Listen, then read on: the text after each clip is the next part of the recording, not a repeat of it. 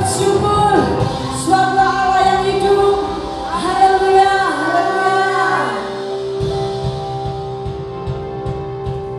Mari bersama-sama kita nyatakan bahwa Dia adalah Allah yang baik. You are so good to me. Haleluya.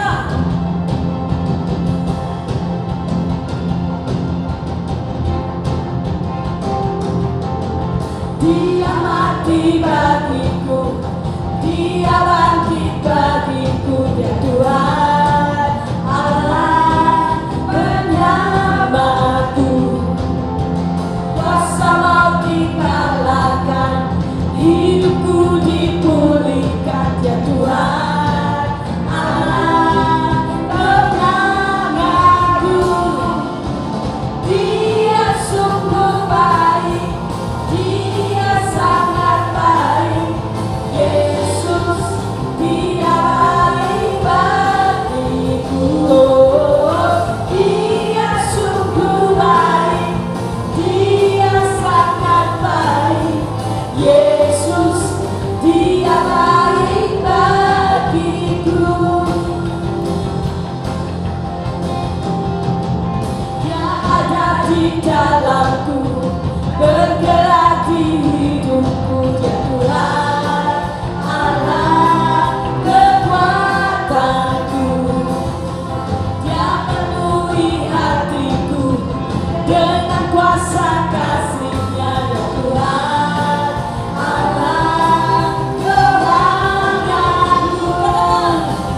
Dia sungguh baik, Dia sangat baik. Yesus, Dia baik bagiku. Dia sungguh baik, Dia sangat baik. Yesus, Dia baik bagiku. Dia sungguh baik, Dia sangat baik.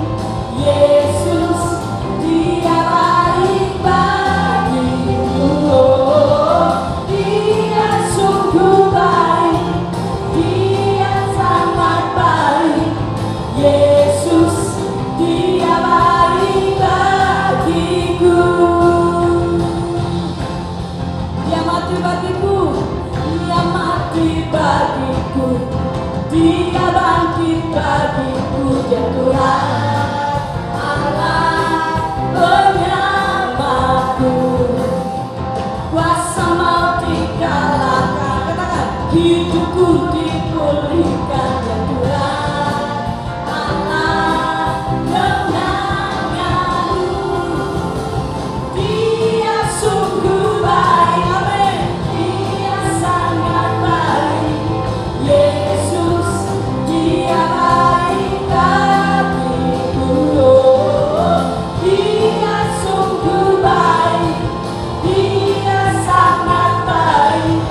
Yesus, Dia baik bagiku. Dia sungguh baik, Dia sungguh baik, Dia sangat baik. Yesus, Dia baik bagiku. Dia sungguh baik, Dia sangat baik. Yesus, Dia baik bagiku. Yesus, Dia baik bagiku. Yesus, Dia baik bagiku. Engkau sungguh baik Tuhan, Engkau amat baik. Terima kasih Tuhan, terima kasih. Kami sangat bersyukur ya Tuhan, memiliki Allah seperti Engkau. Besar anugerah-Mu bagi setiap kami ya Tuhan. Engkau telah menyelamatkan kami. Engkau Allah yang sungguh-sungguh sangat mengasihi kami. Terima kasih Tuhan, terima kasih. Marilah nyatakan bersama-sama bahwa Dialah Juru Selamat kita yang hidup. Allah yang selalu ada bersama-sama dengan saudara dan saya. Haleluya.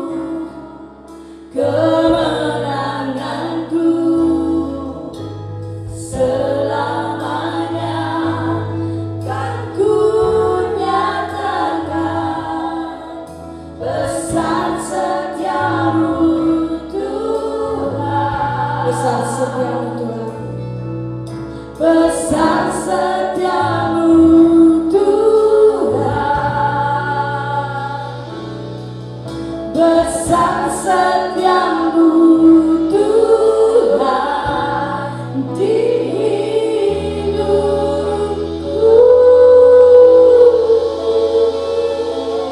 Amin Tuhan. Amin Tuhan. Sungguh besar setiamu di dalam kehidupan kami Tuhan. Kau memberikan dirimu untuk menyelamatkan kami. Terima kasih Tuhan untuk pengampunanmu. Terima kasih Tuhan untuk pengorbananmu. Terima kasih Yesus. Mari Tuhan berbicara kepada setiap kami. Biar kami boleh diteguhkan, kami boleh dikuatkan. Kami boleh dipimpin di dalam kebenaran. Berbicaralah ya Tuhan, urapi hamba-Mu, urapi setiap kami. Di dalam nama Yesus. Haleluya. Amin.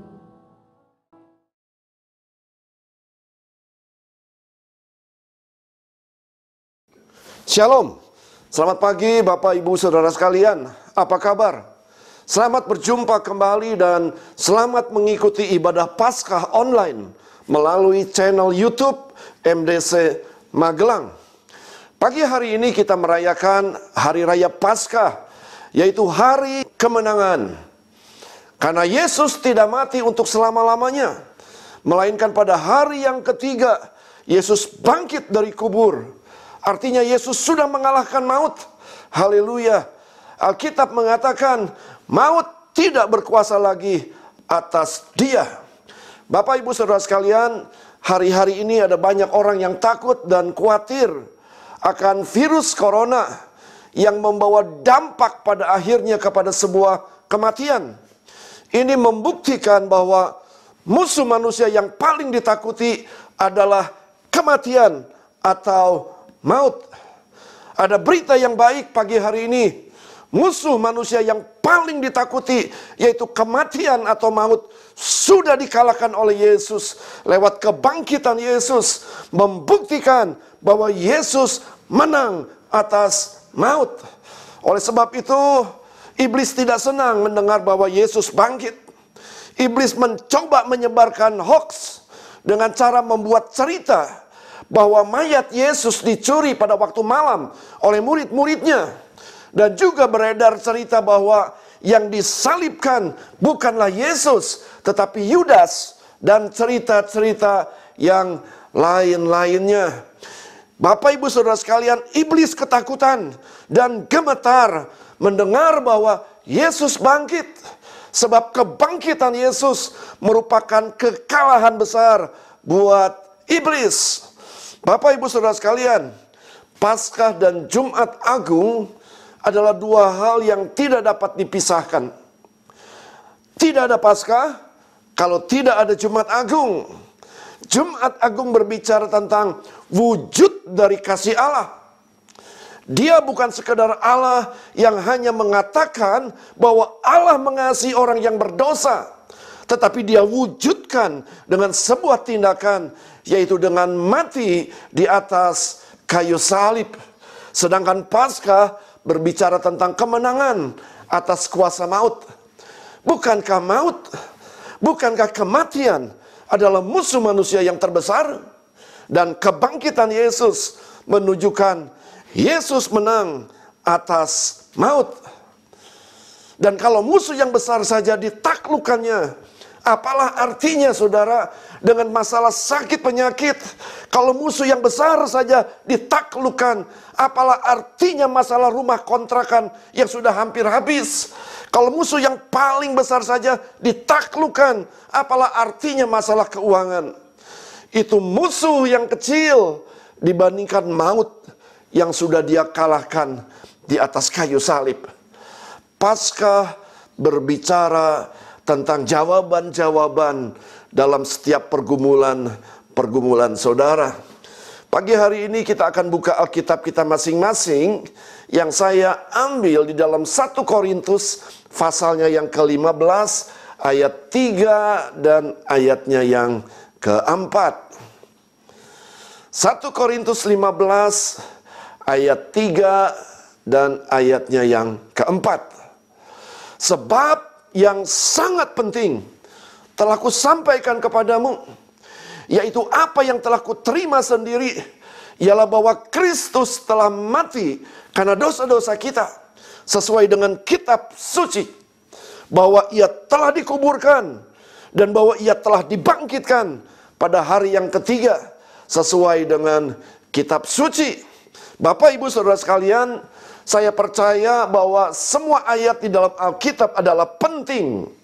Sekali lagi, Bapak, Ibu, Saudara sekalian, saya percaya bahwa semua ayat di dalam Alkitab adalah penting.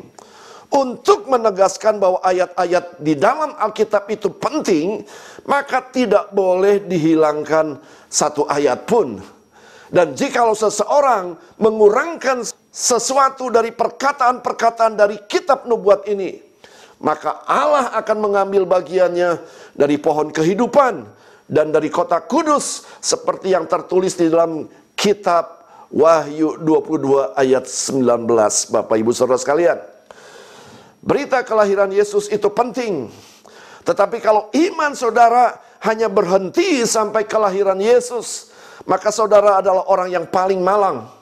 Berita kematian Yesus adalah berita penting. Tetapi kalau iman saudara hanya sampai pada kematian Yesus, maka sia-sialah kepercayaanmu dan kamu tetap di dalam dosa dan akan binasa. Ada berita yang sangat penting di antara yang penting dan yang benar. Tetapi yang benar ialah bahwa Kristus telah dibangkitkan dari antara orang mati sebagai yang sulung dari orang-orang yang telah meninggal. 1 Korintus 15 ayatnya yang ke-20.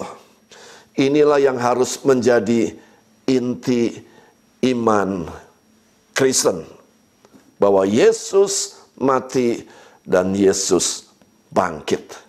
Dan Paulus menjadikan berita kematian Yesus dan kebangkitan Yesus adalah berita yang sangat penting. Kenapa disebut sebagai sesuatu yang sangat penting? Karena kebangkitan Yesus merupakan inti dari iman seorang Kristen. Tanpa iman akan hal ini, maka iman terhadap hal-hal yang lain tidaklah ada gunanya. Paulus mengatakan di dalam 1 Korintus pasalnya yang ke-15, tetapi andai kata Kristus tidak dibangkitkan, maka sia-sialah pemberitaan kami, dan sia-sialah juga kepercayaan kamu. Lebih daripada itu, kamu ternyata berdusta terhadap Allah. Karena tentang Dia, kami katakan bahwa Ia telah membangkitkan Kristus, padahal Ia tidak membangkitkannya. Kalau andai kata benar bahwa orang mati tidak dibangkitkan, sebab jika benar orang mati tidak dibangkitkan, maka Kristus juga tidak dibangkitkan. Dan jika Kristus tidak dibangkitkan, maka sia-sialah kepercayaan kamu, dan kamu masih hidup dalam dosamu. Perhatikan saudara, tetapi yang benar ialah bahwa Kristus telah dibangkitkan dari antara orang mati sebagai yang sulung dari orang-orang yang telah meninggal. Itulah makna Paskah yang sesungguhnya. Kita akan melihat peristiwa apa yang terjadi saudara pada minggu pertama setelah Yesus dikuburkan. Mari buka bersama-sama dengan saya Injil Markus pasalnya yang ke-16 ayat 1 sampai ayatnya yang ke-8. Markus pasalnya yang ke-16 ayat yang pertama. Setelah lewat hari Sabat, Maria Magdalena dan Maria ibu Yakobus serta Salome membeli rempah-rempah untuk pergi ke kubur dan meminyaki Yesus. Dan pagi-pagi benar pada hari pertama minggu itu, setelah matahari terbit, pergilah mereka ke kubur. Mereka berkata seorang kepada yang lain, siapa yang akan menggulingkan batu itu bagi kita dari pintu kubur? Tetapi ketika mereka melihat dari dekat, tampaklah batu yang memang sangat besar itu sudah terguling. Lalu mereka masuk ke dalam kubur dan mereka melihat seorang muda yang memakai jubah putih duduk di sebelah kanan. Mereka pun sangat terkejut. Tetapi orang muda itu berkata kepada mereka, jangan takut. Kamu mencari Yesus orang Nazaret yang disalibkan itu. Ia telah bangkit. Ia tidak ada di sini. Lihat, inilah tempat mereka membaringkan dia.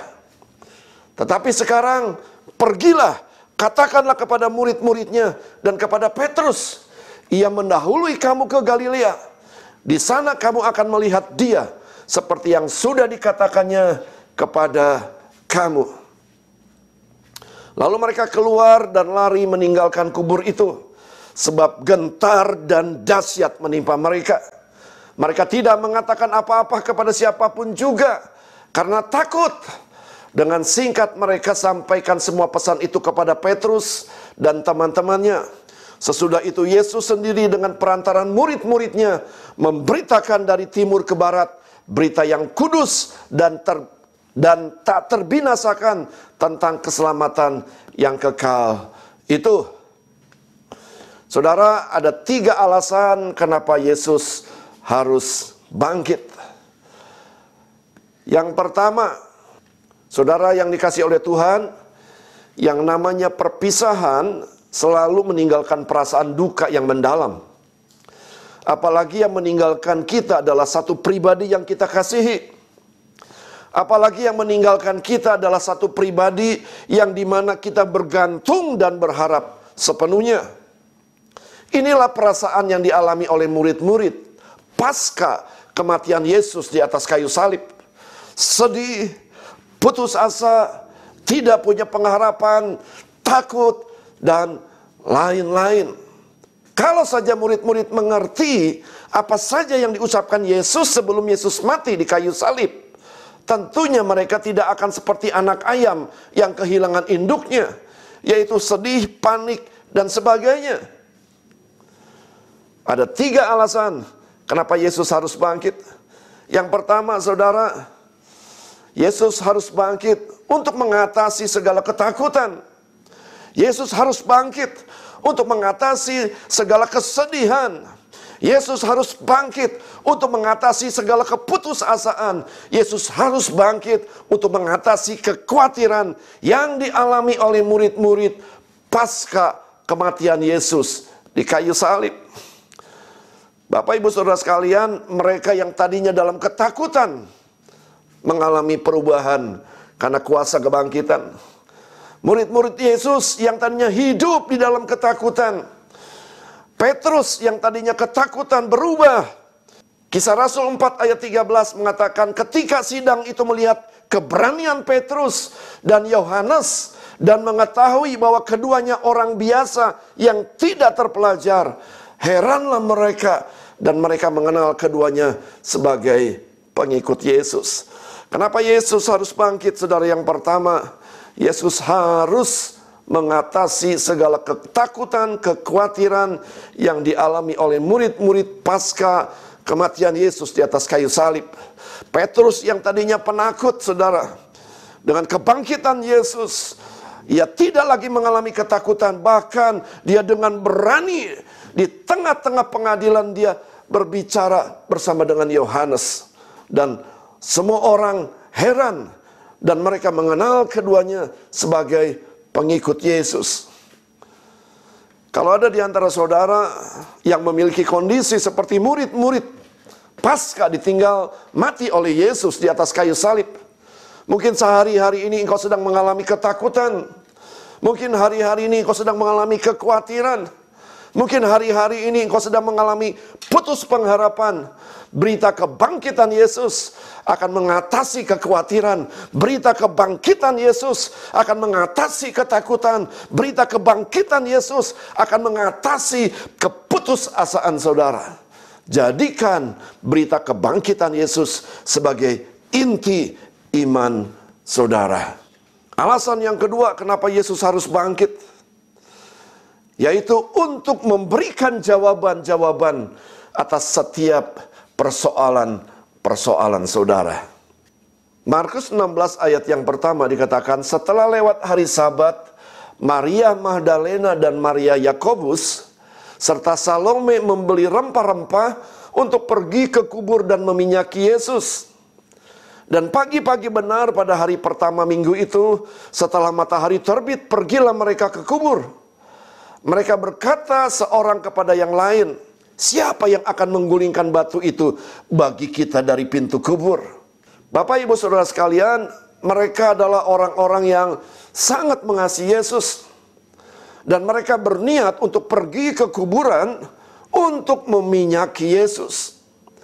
Namun mereka memiliki persoalan. Siapa yang akan menggulingkan batu penutup kuburan Yesus? Secara manusia, kekuatan 3 wanita ini, saudara, tidak mungkin untuk bisa menggulingkan batu yang besar. Ini persoalan yang sedang mereka hadapi. Tetapi apa yang terjadi ketika mereka sampai ke kubur Yesus? Ternyata batu itu sudah terguling. Bapak Ibu Saudara sekalian, tujuan pintu terbuka bukan untuk Yesus keluar dari kuburan. Sebab tanpa batu terguling, Yesus bisa keluar karena dia punya tubuh kemuliaan. Tujuan batu terguling yaitu untuk menjawab persoalan-persoalan mereka yang mau masuk datang mendekat kepada Yesus. Sekali lagi saudara, tujuan pintu terbuka bukan untuk Yesus keluar dari kuburan. Sebab tanpa batu yang terguling, Yesus bisa keluar karena dia punya tubuh kemuliaan. Tujuan batu terguling yaitu untuk menjawab persoalan mereka yang mau masuk, datang, mendekat kepada Yesus. Jadi alasan kedua kenapa Yesus bangkit, untuk memberikan jawaban atas setiap persoalan. Batu terguling bukan untuk kepentingan Yesus, tetapi untuk menyelesaikan segala persoalan-persoalan saudara. Alasan yang ketiga kenapa Yesus harus bangkit, yaitu untuk menggenapi nubuatan saudara. Untuk menggenapi nabi-nabi yang sudah bernubuat akan hal itu. Bahkan Yesus pribadi bernubuat juga akan hal itu. Sebab seperti Yunus tinggal di dalam perut ikan 3 hari 3 malam, demikian juga anak manusia akan tinggal di dalam rahim bumi 3 hari 3 malam. Yesus bernubuat.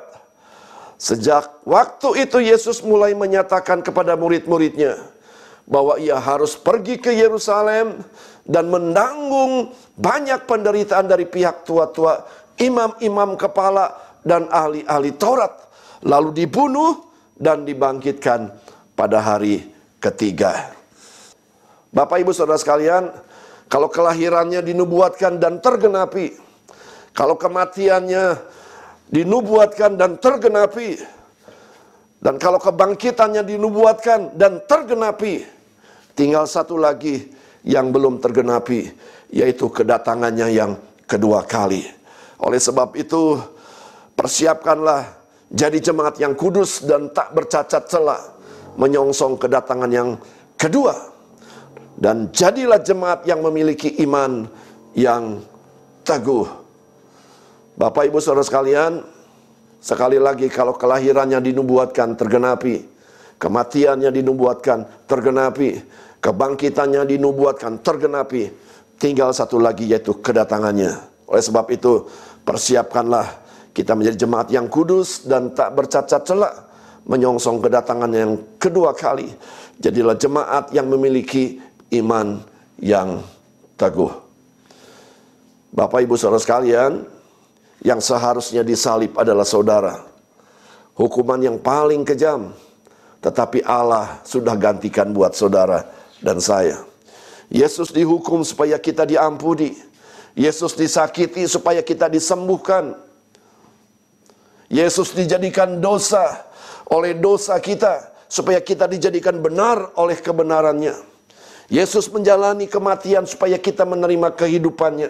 Yesus menanggung rasa malu kita supaya kita menerima kemuliaannya. Yesus menjadi kutuk supaya kita menerima berkat. Amin. Mari Bapak Ibu Saudara sekalian, kita akan mempersiapkan hati kita untuk bisa ambil bagian dalam perjamuan kudus pada pagi hari ini. Alkitab mengajarkan kepada kita sebelum kita ambil bagian dalam perjamuan kudus, kita diminta untuk menguji hati kita terlebih dahulu. apakah kita layak atau tidak untuk mengambil perjamuan kudus. Jadi barang siapa dengan cara yang tidak layak makan roti atau minum cawan Tuhan, ia berdosa terhadap tubuh dan darah Tuhan. Karena itu hendaklah tiap-tiap orang menguji dirinya sendiri, dan baru sesudah itu ia makan roti dan minum dari cawan itu. Karena barang siapa makan dan minum tanpa mengakui tubuh Tuhan, ia mendatangkan hukuman atas dirinya. Sebab itu banyak di antara kamu yang lemah dan sakit, dan tidak sedikit yang meninggal. Kalau kita menguji diri kita sendiri, hukuman tidak menimpa kita. Bapak Ibu Saudara sekalian, syarat pertama bagi setiap kita yang mau ambil bagian dalam perjamuan kudus adalah hati ini harus bebas dari yang namanya kepahitan dan kebencian. Masih ada waktu untuk kita berdamai terlebih dahulu, dan setelah itu kembali untuk ambil bagian dalam perjamuan kudus. Syarat yang kedua, bagi yang mau ambil bagian dalam perjamuan kudus adalah orang tersebut sudah bertobat atau sudah lahir baru. Jadi anak kecil dilarang, atau orang yang belum bertobat dilarang ambil bagian dalam perjamuan kudus. Syarat yang ketiga adalah orang tersebut harus membereskan dosa terlebih dahulu, dan tidak ada dosa yang masih disimpan yang belum dibereskan sebelum ambil bagian dalam perjamuan kudus. Kalau masih ada dosa yang disimpan dan belum diakui, masih ada kesempatan datang kepada Yesus terlebih dahulu untuk meminta ampun. Sebab Alkitab katakan, jika kita mengaku dosa kita, maka Ia adalah setia dan adil, sehingga Ia akan mengampuni segala dosa kita dan menyucikan kita dari segala kejahatan. Mari Bapak Ibu Saudara sekalian, kita ambil perjamuan kudus ini dengan sikap hati yang benar, supaya perjamuan kudus ini sungguh-sungguh mendatangkan berkat yang besar. Makna yang sesungguhnya saat kita ambil bagian dalam perjamuan kudus adalah kita diminta untuk mengingat kematian Yesus di atas kayu salib 2020 tahun yang lalu. Tubuhnya hancur, darahnya tercurah. Dia lakukan karena dia mengasihi saudara dan saya. Mengapa dia harus mati di kayu salib? Karena tidak ada cara lain. Satu-satunya cara untuk menyelamatkan saudara dan saya adalah Yesus harus mati di atas kayu salib. Mari kita ambil roti yang sudah dibagikan oleh setiap ketua kesan dan mengangkatnya tinggi-tinggi sambil mengingat peristiwa 2020 tahun yang lalu. Roti ini melambangkan tubuh Yesus yang terpecah-pecah di atas kayu salib. Tubuhnya hancur, lambungnya ditikam, dan kepalanya dimahkotai duri. Kenapa dia mau melakukan hal ini? Karena dia mengasihi saudara dan saya. Sebab apa yang telah kuteruskan kepadamu, telah aku terima dari Tuhan, yaitu bahwa Tuhan Yesus pada malam waktu ia diserahkan mengambil roti, dan sesudah itu ia mengucap syukur atasnya. Ia memecah-mecahkannya dan berkata, inilah tubuhku yang diserahkan bagi kamu. Perbuatlah ini menjadi peringatan akan aku. Bukankah roti yang kita pecah-pecahkan adalah persekutuan dengan tubuh Kristus? Mari kita makan di dalam nama Yesus.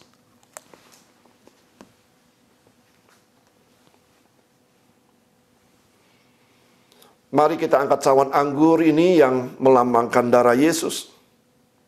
Dia dicambuk. Dan setiap kali dicambuk ada daging yang tercabik. Darahnya tercurah. Darah yang sanggup menyucikan. Darah yang sanggup mengampuni setiap dosa pelanggaran. Bahkan darahnya sanggup menyembuhkan. Oleh bilur-bilurnya kamu disembuhkan. Demikian juga ia mengambil cawan sesudah makan. Lalu berkata, cawan ini adalah perjanjian baru yang dimeteraikan oleh darahku. Perbuatlah ini setiap kali kamu meminumnya menjadi peringatan akan aku. Sebab setiap kali kamu makan roti ini dan minum cawan ini, kamu memberitakan kematian Tuhan sampai ia datang. Bukankah cawan pengucapan syukur yang atasnya kita ucapkan syukur adalah persekutuan dengan darah Kristus? Mari kita minum di dalam nama Yesus. Haleluya. Haleluya. Bapak Ibu Saudara sekalian, kata-kata yang terakhir yang Yesus ucapkan di atas kayu salib adalah sudah selesai. It is finished. It is complete. Artinya segala pergumulan saudara dan saya sudah Yesus selesaikan di atas kayu salib. Termasuk dosa, kutuk, sakit penyakit. Sudah Yesus sembuhkan di atas kayu salib. Oleh sebab itu mari kita bersyukur. Tuhan Yesus, kami bersyukur pagi hari ini. Kalau kami boleh ambil bagian dalam perjamuan kudus. Terlebih daripada itu, kami boleh mengingat apa yang sudah Tuhan kerjakan di atas kayu salib 2021 tahun yang lalu. Kami bersyukur untuk darah yang tercurah. Kami bersyukur untuk tubuh yang hancur. Karena kami tahu darah yang tercurah sanggup menyucikan kami, sanggup membenarkan kehidupan kami. Terima kasih Tuhan Yesus. Bahkan di atas kayu salib, Engkau sudah selesaikan segala pergumulan kami. Dan tidak ada satupun yang terlewatkan. It's complete, it's finished. Semuanya sudah terselesaikan. Dan dengan iman kami raih pagi hari ini setiap janji-janji firman Tuhan. Di dalam nama Tuhan Yesus, hamba berdoa secara khusus pagi hari ini untuk saudara-saudara kami, mungkin yang sedang sakit di rumah sakit, atau sedang berbaring di rumah karena sakit. Hamba berdoa Tuhan nyatakan kuasa bilur-bilur-Mu untuk menyembuhkan mereka di dalam nama Tuhan Yesus. Atau mungkin ada jemaat yang sedang bergumul dengan pekerjaannya, atau bergumul dengan keuangan di masa-masa sulit pandemi seperti ini. Hamba berdoa Tuhan, Engkau sudah selesaikan sesungguhnya segala pergumulan mereka di atas kayu salib. Dan biarlah mereka boleh menikmati janji firman Tuhan. Sebab janji-Mu tidak dibatasi oleh pandemi. Janji-Mu tidak bisa dihalangi oleh pandemi. Dan biarlah justru di masa pandemi ini kami boleh menikmati janji-janji-Mu ya Tuhan. Terima kasih, berkati setiap yang sudah mengikuti ibadah pada pagi hari ini, baik yang ada di Indonesia maupun yang ada di Australia, yang ada di luar negeri sekalipun. Kiranya berkat, anugerah, kemurahan dan kebajikan daripada Bapa di surga, kasih daripada Tuhan Yesus dalam persekutuan Allah Roh Kudus turun atas mereka semua. Di dalam nama Tuhan Yesus, hamba sudah berdoa dan mengucap syukur. Mari Bapak Ibu Saudara sekalian, kita mengangkat kedua belah tangan kita untuk menerima berkat. Saudara yang kasih Tuhan, terimalah berkat daripada Bapa, kasih daripada Tuhan Yesus, dan penghiburan Allah Roh Kudus mulai pagi hari ini sampai Maranatha, kedatangan Tuhan yang kedua kali menjemput saudara dan saya menjadi jemaat yang tidak bercacat celah. Di dalam nama Tuhan Yesus, haleluya, amin. Selamat hari Minggu, Tuhan Yesus memberkati.